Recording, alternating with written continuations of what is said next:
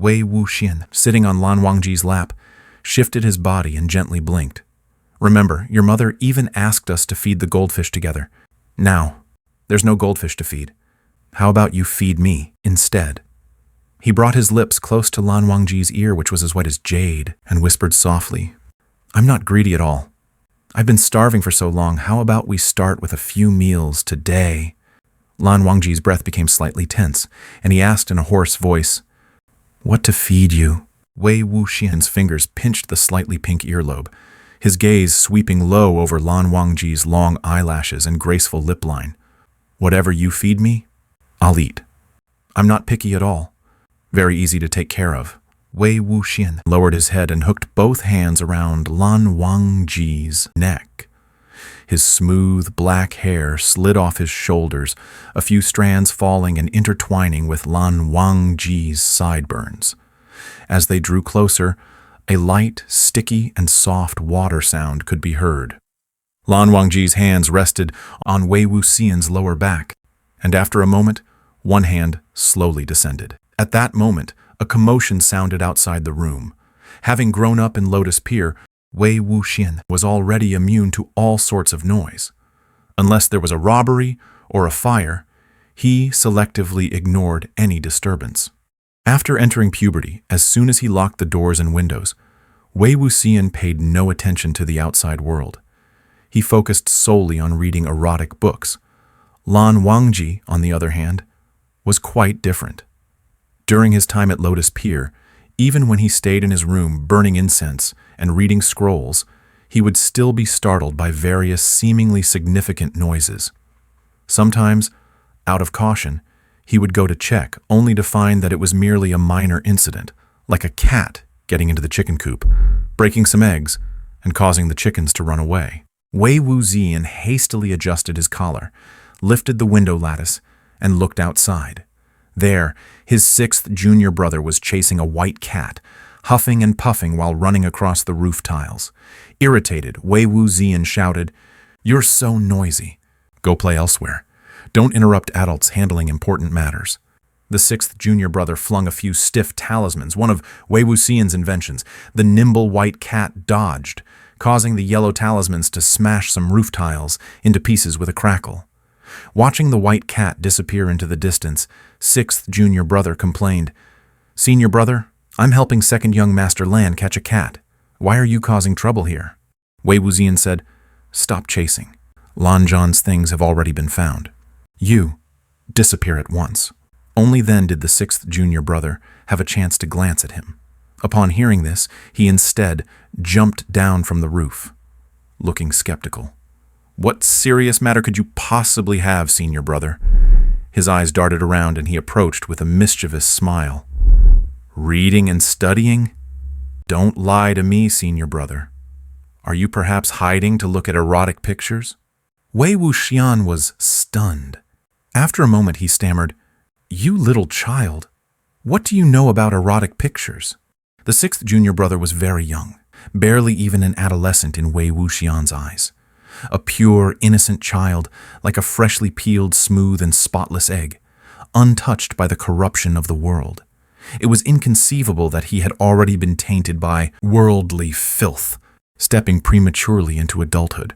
Reflecting on this, Wei Wuxian couldn't help but furrow his brows deeply, considering another possibility. Was the sixth junior brother's precociousness and early awareness perhaps due to his own bad influence? I'm not that young anymore. The sixth junior brother seemed to confirm his suspicion, understanding perfectly. Besides, I also know that you have a lot of such treasures hidden in your room, senior brother. This was indeed true. Wei Wuxian's room was always easily accessible, never guarded against anyone. Fellow junior brothers and sisters, servants, passers-by, and even stray cats, but definitely not dogs, were all welcome, often turning it into a hotspot for various gatherings. Although he usually hid the erotic pictures well, there were indeed times when some might have been carelessly left lying around. Unexpectedly, it had somehow prematurely ended the sixth junior brother's innocent childhood. Seeing Wei Wuxian lost in thought, the sixth junior brother assumed he was seriously contemplating something important and felt that he might be intruding. Curiosity piqued, he stretched his neck and took a peek through the window. What he saw was Lan Wangji with slightly disheveled appearance, causing him to recall that this was Lan Wangji's guest quarters. The sudden flood of information overwhelmed his mind for a moment, and his gaze fell upon Wei Wuxian's loosely draped collar. As clever as he was, he immediately understood he was indeed obstructing the adults from doing serious business.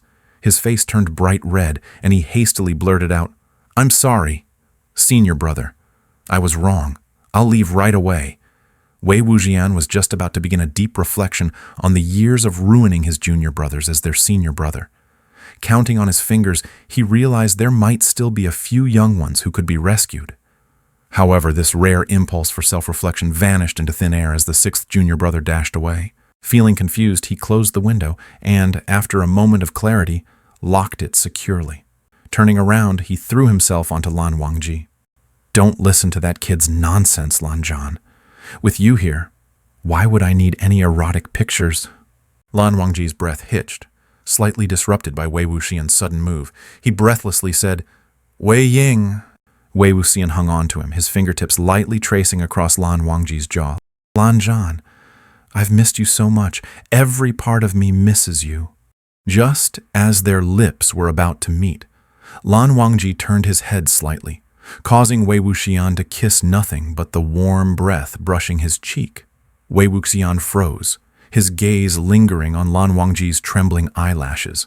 Those light-colored eyes lowered slightly, filled with a familiar sense of guilt as he murmured, "Wei Ying, let's later tonight." However, it was as if Wei Wuxian hadn't heard him. He neither responded nor refused. The two stood there in awkward stillness for a moment, the fleeting discomfort stretching into an overly prolonged silence. Wei Wuxian's brows were slightly furrowed, breath erratic, and his chest rose and fell gently.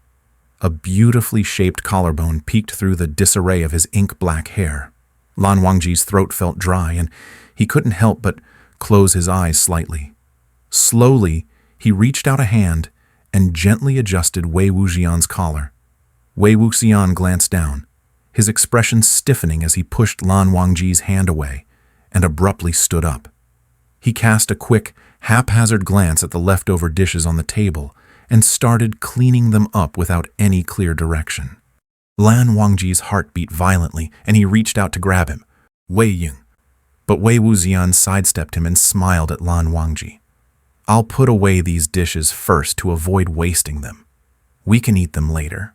He then picked up the food box and scurried out like a cat. If you wish to experience the full, unedited storyline, please click the link below. Feel easy to click the link to watch the full uncut version. It's free.